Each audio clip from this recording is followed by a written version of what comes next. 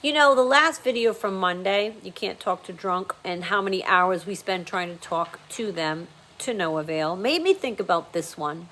Why do we spend most of our time with the narcissist? Because if you are involved in a narcissist, it is all consuming.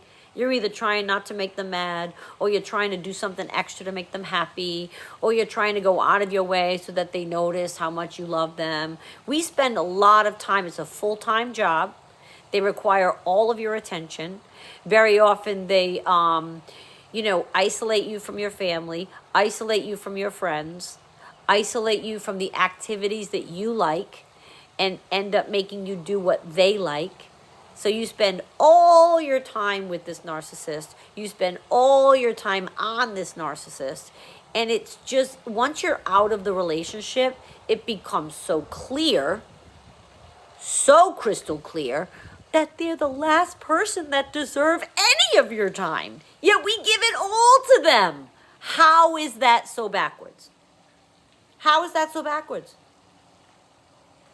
We give all of our time to someone who doesn't deserve any of it, and then we ignore maybe friends for a while, or these family members, or co-workers going out for a drink, and you're not going to go because you got to rush home to the whatever it is,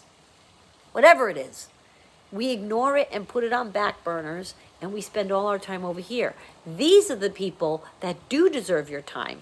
These are the people that bring you joy, show you support, are here for you, would be sorry if they hurt you, would feel bad if they did something wrong to you. And we halt almost the time we give here. Many people have done that. It's a thing, right? And then you become isolated over here. And it was by design by the narcissist, because they want to control your environment. They want to take people out of your life one by one and make you no longer be with those people, because God forbid those people point out to the person that the narcissist is dysfunctional. God forbid you confide in this friend and they say, or they're over and they say, oh, he talks to you like that. Like they isolate their victims for a reason. I don't like the word victim, because it makes people feel like that's a sad word, and I know that that's what we're called, but I'm not a victim mentality, so I don't really like to use it, but that is essentially what we're called. So they like to isolate their victims so that they have the most control and power over you. So then, there you are. You're spending all your time with someone who doesn't deserve anything. And the more toxic the person is, the more time we spend on them, trying to keep them happy, keep things quiet, keep life simpler. You just want to get through the weekend without having a blow up. You just want to get through this wedding without having a blow up. You just want to get through this vacation without him or her flipping out.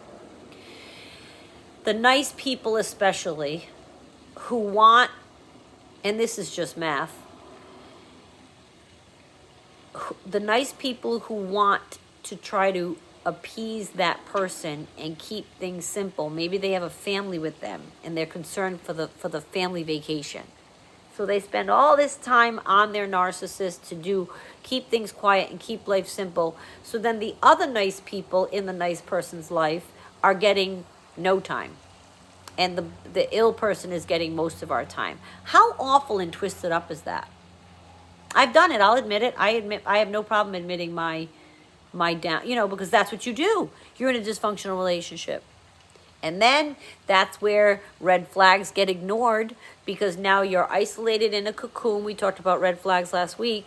And so these people aren't so much around that much anymore. Little by little, the narcissist has chipped your visits away, or made your Sunday brunches turn into Sunday with them to go to church. We talked about that last week. And you just think this is fabulous. So your life is changing and you justify, well, I'm happy now. And they have to understand, that's all well and good. Oh, I'm all for that. No, your life changes and you compromise and now you're with that person. That's a normal part of life, that you won't have as much time for these people. I know I keep pointing like they're over here. That's a normal part of life. We're not talking about that normal transition of now you found someone. And yes, some of your time is going to go towards that person, of course. That's not what we're talking about here. And if you've been involved in a narcissist, this has happened to you.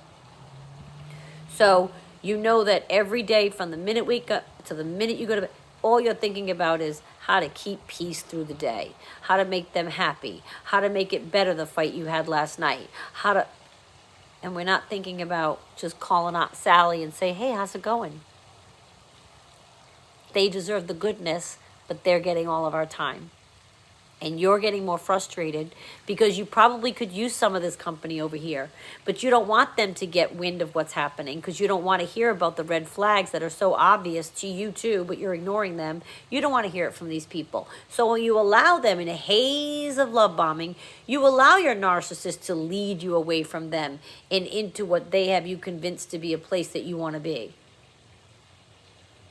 And then we spend all of our time. We ignore ourselves. We stop running, exercising, going to brunch, going to our parents' house, you stop all your activities.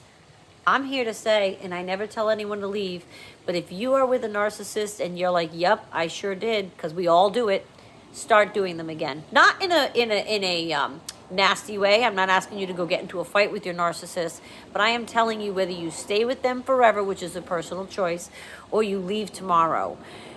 Strengthening your own self by doing the things that you love, by doing the things that you okay? Used to do, like to do, need to do, that all will add to your mental strength. You need to nourish yourself. So get back to spending time with the people that maybe you've not seen in a while. Get back to doing the things that you did give up. I don't care if it's knitting, roller skating, rock climbing. There's a million different activities that millions of people do. And many of them go by the wayside when we get involved in a narcissist. I'm here to encourage you to pick them right back up and don't spend all of your time on this narcissist. It won't matter anyway. It won't matter anyway, and you can't get back that time. Now, I don't live in regret. I have zero regret. My path led me here. Now I know all this and blah, blah, blah, blah, blah. But I can't help you from having to go through that and then later go, if I never did give up golf, I'd be a 79 right now.